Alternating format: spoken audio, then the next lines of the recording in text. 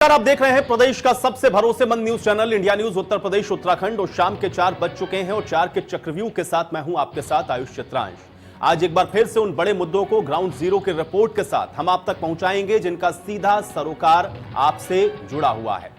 तो मुरादाबाद से हमारे साथ हमारे सहयोगी शहनवाज जुड़ेंगे जो कि अपराधियों पर हो रही कार्रवाई के बारे में आप तक जानकारी पहुंचाएंगे। इसके साथ ही मेरठ से हमारे साथ सनुज जुड़ेंगे जो कि चलती बस में हुए गैंगरेप की इस पूरी हकीकत को बयां करेंगे। तो वहीं प्रतापगढ़ से भी हमारे साथ हमारे संवाददाता अजीत हमारे साथ जुड़ेंगे जो कि अपहरणकर्ता के द्वारा 24 घंटे में मांगी गई फिरौती को लेकर के जानकारी देंगे।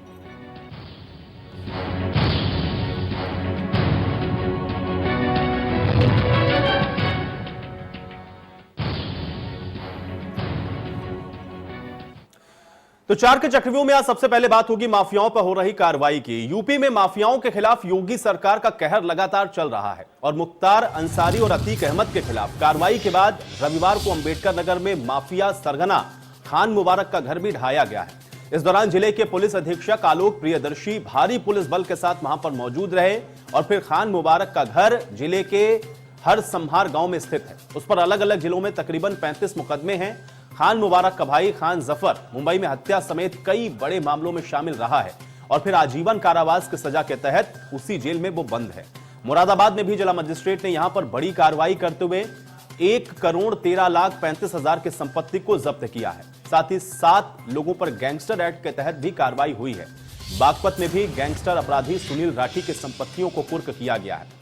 तो कुल मिलाकर के माफियाओं पर योगी सरकार का कहर लगातार जारी है और अब खान मुबारक का जो आलीशान घर है वो जमींदोज हो चुका है। मुरादाबाद में भी 7 लोगों पर गैंगस्टर एक्ट के तहत कार्रवाई हुई है और इसमें 1,13,35,000 की संपत्तियों की जब्ती भी शामिल है।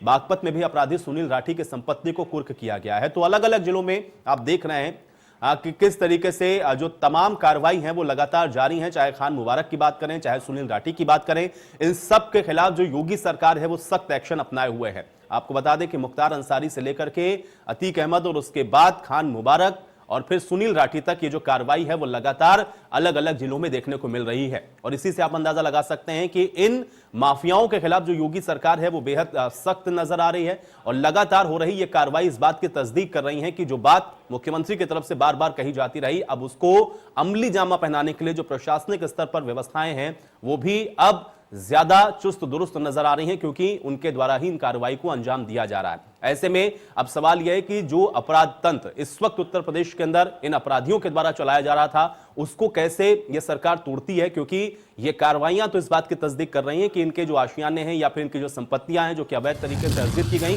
उनके खिलाफ यह बड़ी और व्यापक पैमाने पर कार्रवाई हुई है। लेकिन इस कार्रवाई के बाद क्या उत्तर प्रदेश के अंदर जो माफियाओं का तंत्र रहा उसको तोड़ पाने में भी कामयाबी प्रशासन को मिलेगी, यह भी एक अहम सवाल इन कार्रवाई के साथ बरकरार है। हालांकि जो बात सरकार की तरफ से कही गई थी, जिस बात को उत्तर प्रदेश के मुख्यमंत्री ने भी कहा, उसको लेकर के अब ये जो कार्रवाइयां हैं कहीं ना कहीं उसी ओर बढ़ती हुई और उस बात की तस्दीक करती हुई नजर आ रही है। अब सीधे रुख कर लेते हैं